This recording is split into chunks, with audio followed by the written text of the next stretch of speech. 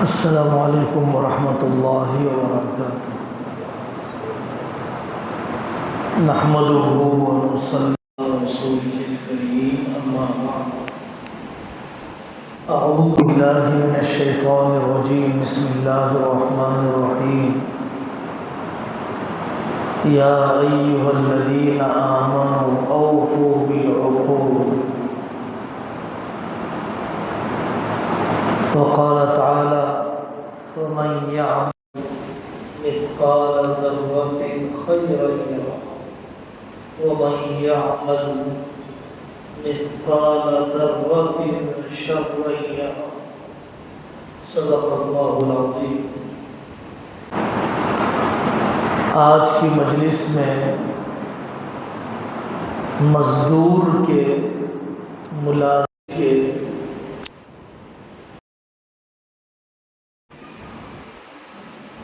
فرائض کیا ہیں، مالکوں کے حقوق کیا ہیں، اس کو ذکر کیا جائے گا۔ ایک مزدور اور ملازم کو اپنی ذمہ داری کیسے پوری کرنی چاہیے۔ سب سے پہلی بات،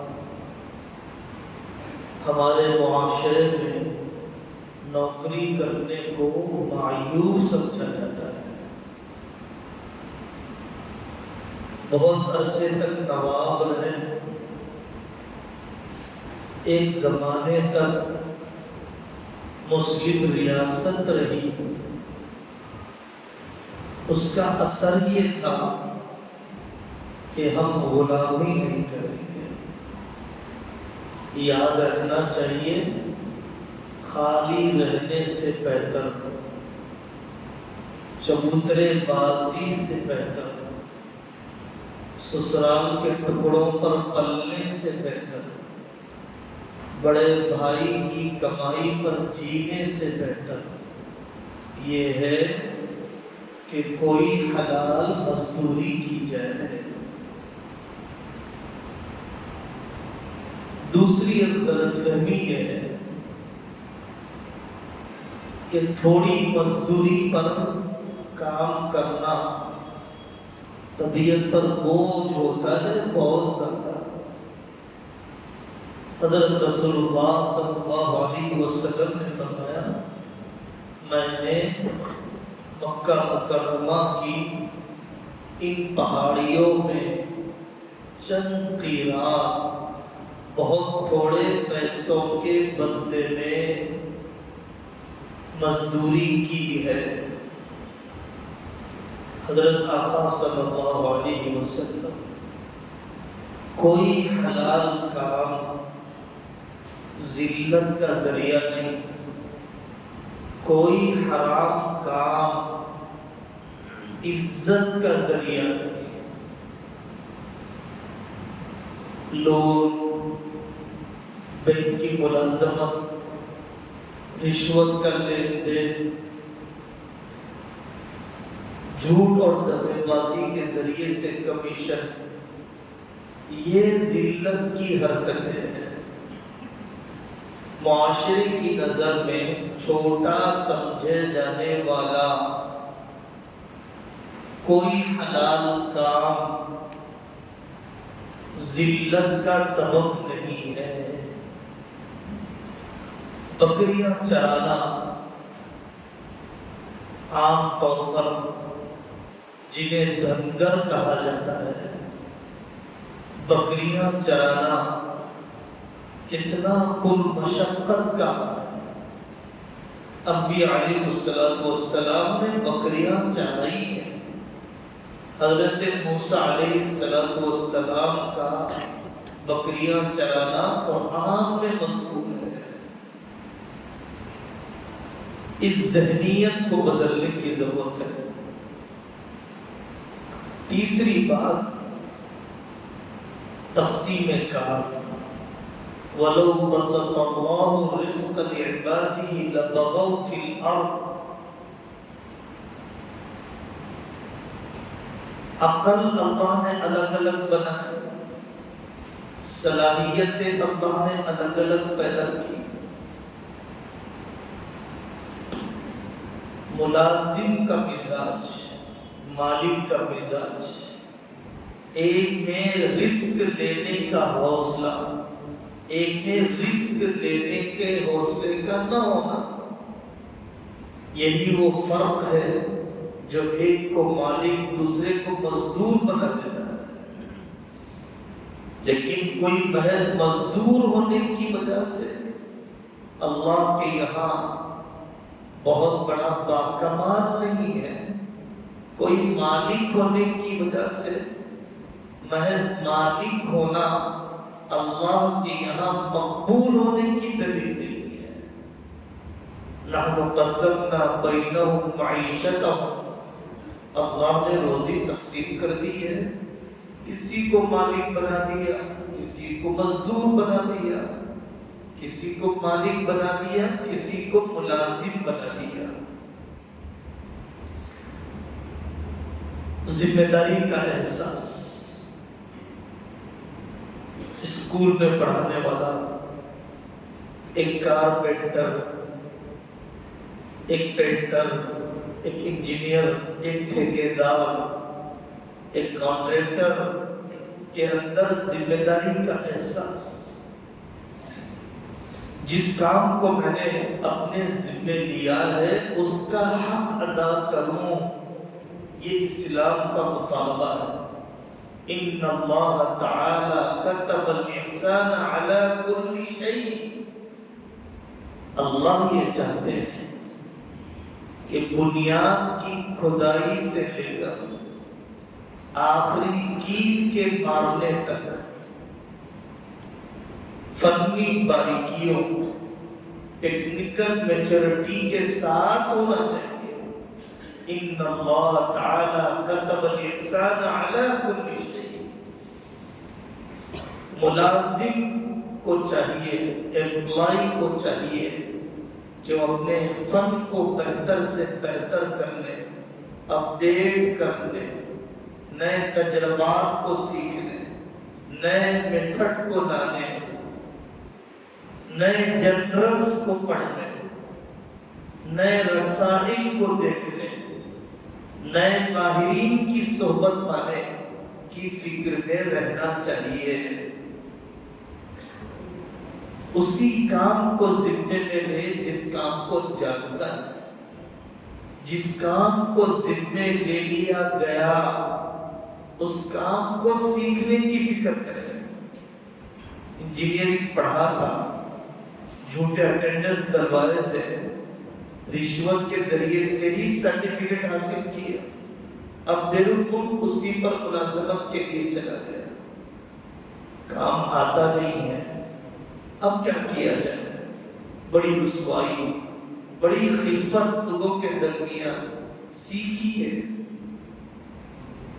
حضرت یوسف علیہ السلام نے سیکھا پورے فائنانس سسٹم کو، پورے زرعی نظام، ایگریکلچر سسٹم کو، غذاؤں کے تقسیم کرنے کے پورے نظام کو، کم وقت میں زیادہ غلہ اگا کر غلے کو ریزرو رکھنے کے سسٹم کو حضرت یوسف نے سیکھا ہے.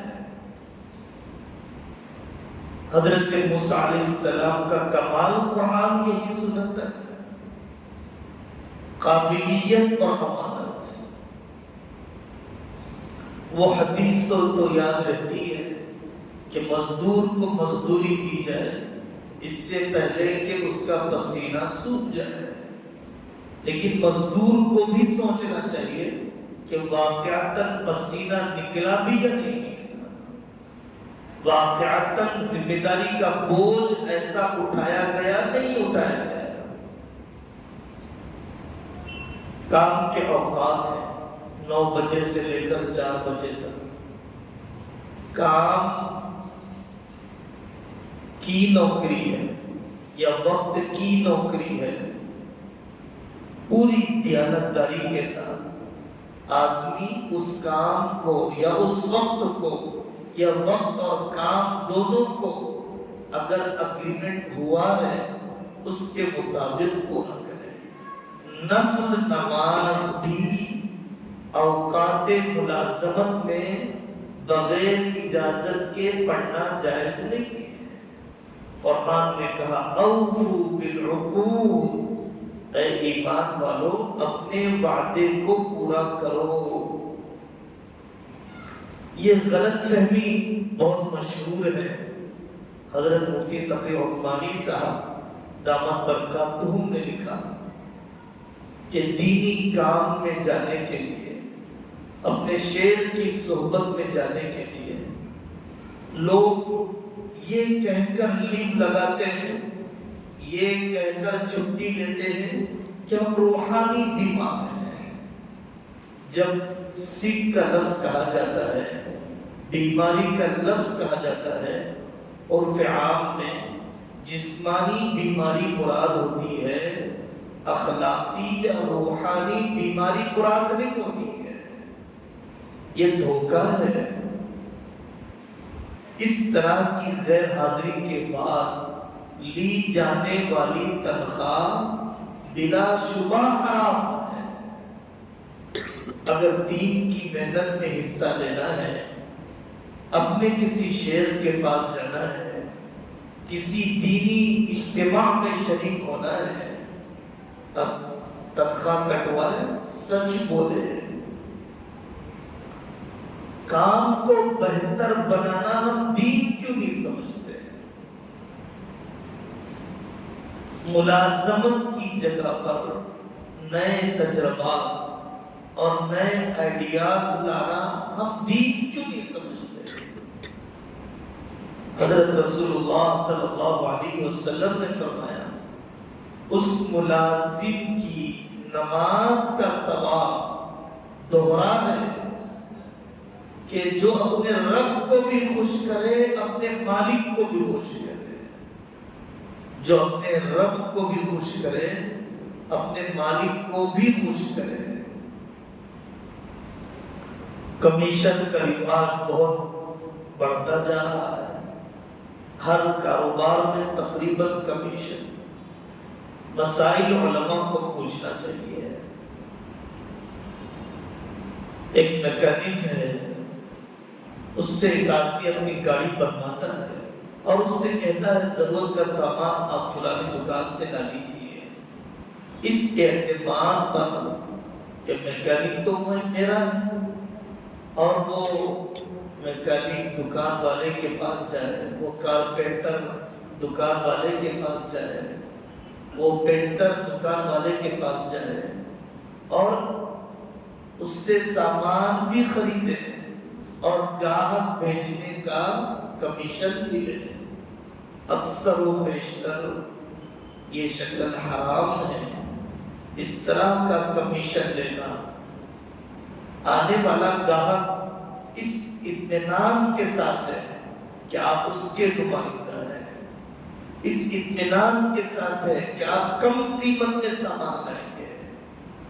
مزدوری بڑھا لیجیے، بول کر لیجیے، مانگ کر لیجیے، سامان اپنے پاس رکھ لیجیے، لیکن اس کی اجازت نہیں دی جائے گی کہ گاہک کو اندھیرے میں رکھ کر اپنی مزدوری کے علاوہ کوئی رقم بددیانتی کے ساتھ وصول کی جائے. وعدے کا پورا کرنا یہ بہت بڑا مسئلہ ہے. ایک ٹھیکیدار مکان کی تعمیر کا ٹھیکہ لیتا ہے، ایک بلڈر لوہے کے سامان کے بنانے کی ذمہ داری لیتا ہے، ایک فریج اور کیلنڈر کا بنانے والا وقت دیتا ہے کہ ہم فلانے وقت تک بنا دیں گے، اور واقعات رلا دیتے ہیں. مکان کی تعمیر کی تکمیل ہوتے ہوئے وعدے کی بے وفائیاں تھکا دیتی ہیں مالک کو. فون کا بند کر دینا، ایڈوانس دے کر غائب ہو جانا، دیر سے ڈیوٹی پر چڑھنا، بہت جلدی اتر جانا. مزدوری سے برکتیں ختم ہو گئی ہیں، تنخواہوں سے برکتیں ختم ہو گئی ہیں۔ ہمیں حیرانی ہوتی ہے کہ ہماری کل آمدنی سے زیادہ فلانے مزدور کی انکم ہے، لیکن گٹکے کی عادت نے، شراب کی لت نے، گندی صحبتوں نے، بیویوں پر ظلم نے، ماں باپ کی نافرمانی نے، اپنے مالک سے بے وفائی نے نہ اسے محبت دی ہے، نہ اس پر اعتماد دیا ہے، نہ اس کے مال میں برکت باقی ہے۔ حضرت رسول اللہ صلی اللہ علیہ وسلم کا فرمان ہر لمحہ سامنے ہونا چاہیے، کل لحم نبت بالسحت کانت النار اولی بہ۔ ہر وہ گوشت کا ٹکڑا جو حرام لقمے سے پلا ہے، اس کے لیے جہنم کی آگ ہی بہتر ہے۔ اکابر کا تقوی بہت بڑی چیز ہے۔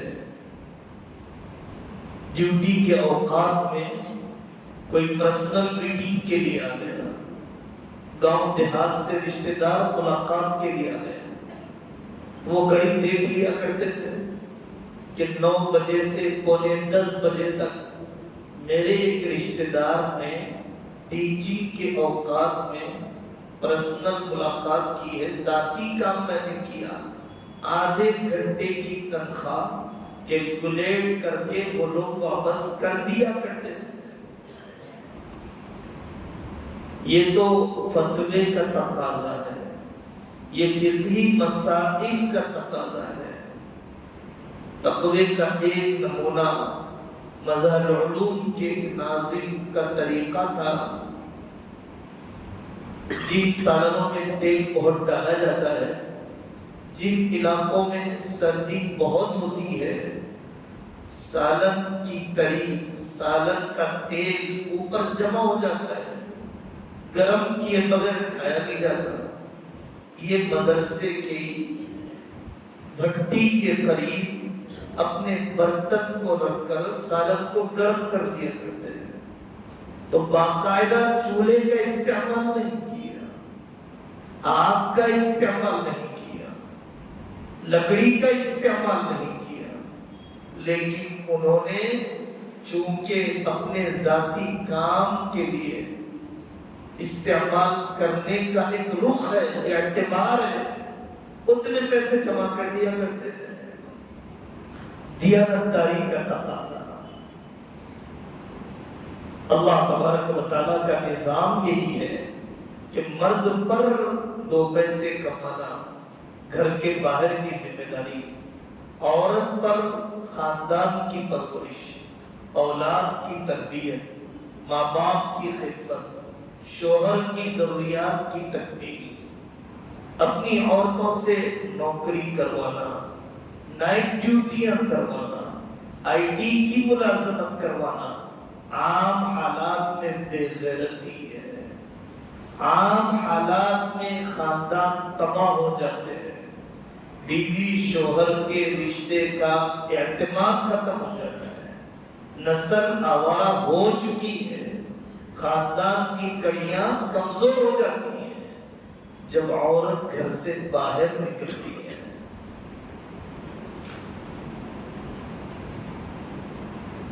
ملازمت کی جگہ پر پیسے دیے گئے فلانے کام کے لیے، دیانتداری کے ساتھ آدمی حساب کر کے واپس کرے۔ وطن کی آدھی روٹی بہتر ہے پردیس کی 1 روٹی کے مقابلے میں۔ قرآن اور حدیث کا یہ منشا سمجھ میں آتا ہے کہ آدمی ماں باپ کی خدمت، اولاد کی تربیت، وقت پر اپنے نکاح، کمائی خرچ کا مسنون نظام، رسم و رواج سے پاک طریقہ اپنے ملک میں رہ کر اپنائیں، یہ زیادہ بہتر ہے پردیس جانے کے مقابلے میں، جہاں ماں باپ کا جنازہ بھی اٹھانے کا موقع نہیں ملے گا، وقت پر نکاح بھی نہیں ہوگا، اسٹیٹس کے نام پر اسراف، فضول خرچیاں ہی اس کے سارے ڈالر اور ریال کو کھا جاتے ہیں، اور باپ کی موجودگی کے بغیر اولاد کی تربیت نہیں ہو سکتی ہے۔ تربیت اگر تاریخ میں اگر باپ کے بغیر ہوئی ہے تو وہ اولاد ہے جو یتیم رہی ہے۔ تاریخ کے واقعات گواہی دیتے ہیں۔